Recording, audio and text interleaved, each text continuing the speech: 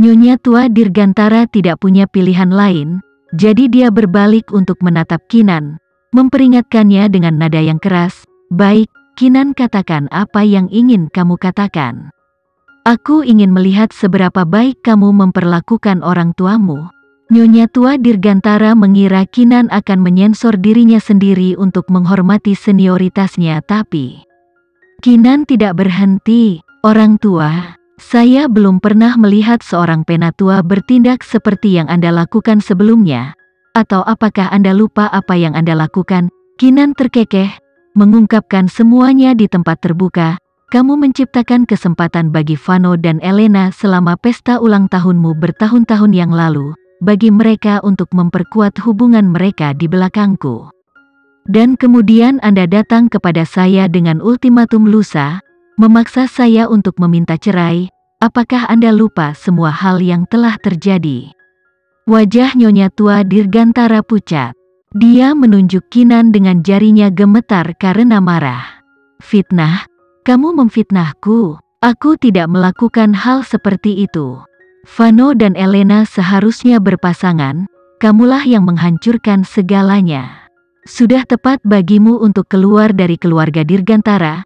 Saya terkesan Anda masih ingat apa yang kamu katakan bertahun-tahun yang lalu. Ya, Anda memang memberitahu saya semua itu, bahwa Vano dan Elena saling mencintai. Jadi wajar saja jika mereka naik ke tempat tidur setelah malam minum-minum. Mereka tidak bisa menahan diri. Ini sudah dikonfirmasi oleh Elena. Ini semua adalah kebenaran, kan kamu?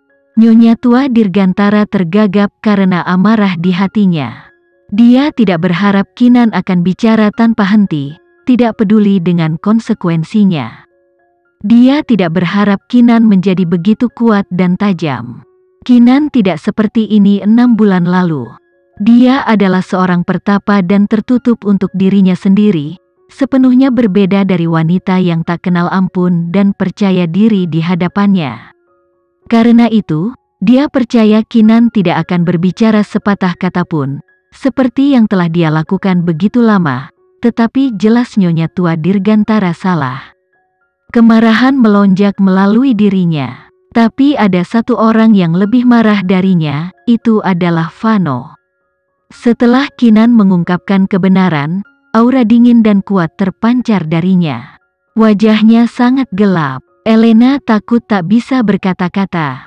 Ketika Nyonya tua Dirgantara akhirnya mengetahui perubahan pada putranya, dia berkata dengan memohon, Vano, apa semua yang kamu katakan itu nyata? Vano tiba-tiba menoleh ke Kinan dan bertanya. Tidak ada keraguan dalam jawaban Kinan. Tentu saja. Apa ini yang membuatmu memilih untuk mengajukan cerai? Tentu saja tidak. Hanya sedotan terakhir yang mematahkan punggung unta. Namun, Kinan mengakui tanpa mengedipkan mata. Ya? Kenapa kamu tidak menghadapku? Vano bertanya dengan ketekunan yang besar. Suaranya telah turun beberapa oktav. Kinan menatapnya dengan mata tanpa emosi. Apalagi yang harus dibicarakan? Itu adalah kebenaran bahwa kamu tidak menyukaiku dan kamu tidak menaruh banyak simpanan pada pernikahan kita.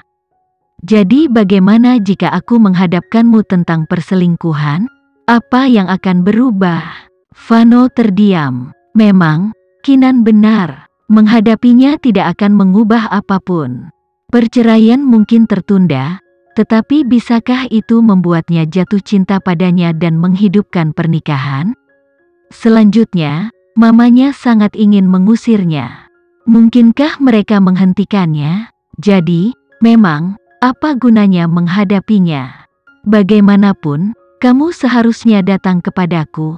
Setidaknya dengan cara itu aku bisa memberitahumu bahwa aku tidak mengkhianatimu. Vano meraung dengan marah. Tetapi kemarahan itu kemungkinan besar ditujukan pada dirinya sendiri. Apa?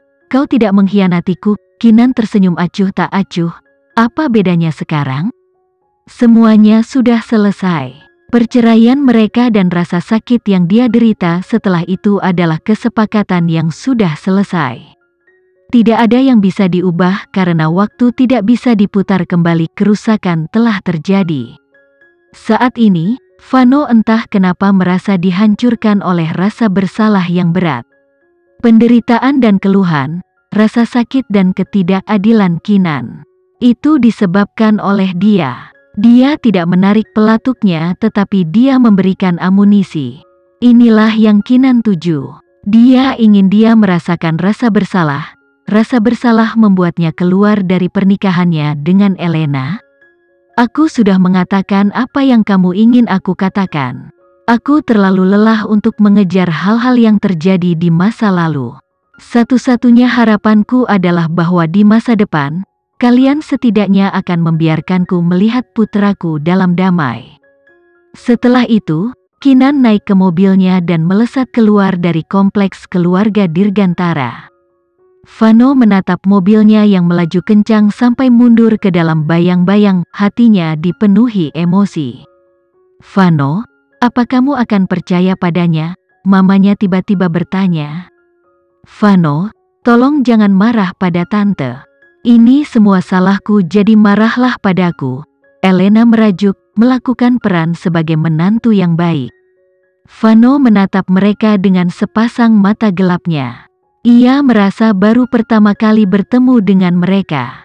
Hati Elena berguncang dengan kegelisahan di bawah pengawasannya yang dingin. Vano, tolong jangan seperti ini.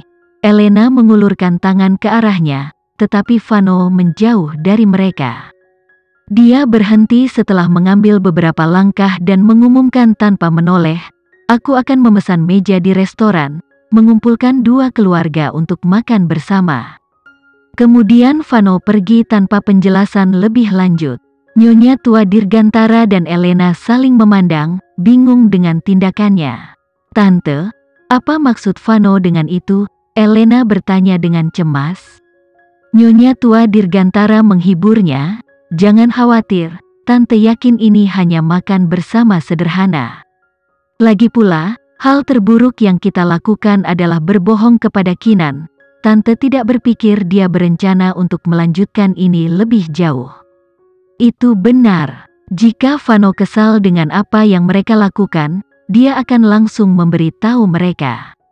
Fakta bahwa dia tidak mengatakan apa-apa tentang itu, berarti dia ingin meletakkannya di masa lalu di tempatnya. Elena segera menghela nafas lega. Kemudian, dia tertawa terbahak-bahak. Vano melewati mereka berarti Vano masih peduli padanya, kan? Pikiran itu sangat meningkatkan suasana hati Elena. Adegan sebelumnya memberinya ketakutan akan hidupnya, dia menganggap yang terburuk. Yang membuatnya senang dan terkejut, Vano ingin mengajak semuanya makan bersama. Elena tidak bisa menahan seringai bahagia, dan kemenangan yang mengancam akan mekar di wajahnya.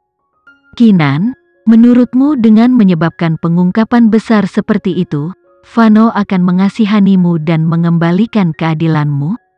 Dalam mimpimu, dia tidak pernah mencintaimu dan tidak akan pernah. Dia milikku dan akan tetap menjadi milikku sendiri. Dan kau tidak akan pernah membawanya pergi dariku.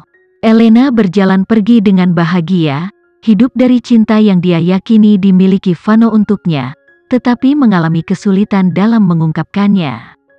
Semakin dia memikirkannya, semakin dia menjadi bahagia. Sementara itu, Kinan sudah sampai di rumah dengan cepat. Gavin, yang telah menunggunya, bergegas ke depan untuk bertanya ketika dia berjalan melewati pintu, "Kak, bagaimana hasilnya? Siapa yang kakak potong kali ini?" Kinan sedikit bingung. "Apa, dipotong?" Gavin mengangguk, "Ya, bukankah kakak kesana dengan sebuah rencana? Rencanamu hampir selalu melibatkan seseorang yang dipotong, kamu tahu seperti di talenan, jadi siapa korban sial kali ini?" Mata Gavin bersinar dengan antisipasi untuk cerita yang bagus. Kinan menjawab dengan jujur, pisau itu masih menggantung di udara dengan ketidakpastian. "Hah?" Gavin mengerutkan kening, "Kak, apa maksudmu?" Ponsel Kinan berdering saat dia hendak menjelaskan. Itu adalah pesan teks dari Vano. "Datanglah ke Century Hotel jam 9 pagi besok. Aku akan mengembalikan kepadamu keadilan yang pantas kamu dapatkan." Vano tidak merinci pesannya, tetapi Kinan mengerti apa yang dia maksud.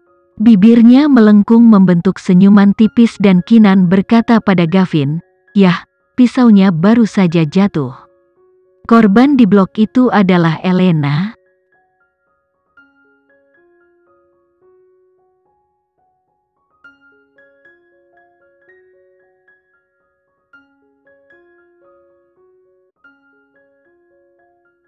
Sekian dulu ya video kali ini, kita lanjutkan lagi videonya di lain waktu. Oh iya, bagaimana menurut kalian? Semoga bisa sedikit menghibur kalian semua. Untuk teman-teman yang baru nonton, jangan lupa subscribe ya, hehehe. Dan kalau teman-teman ada yang ingin gabung langganan, bisa langsung gabung saja untuk dapat fitur yang menarik dan sedikit membantu Mimin. Terima kasih banyak sudah menonton, sampai jumpa lagi, bye.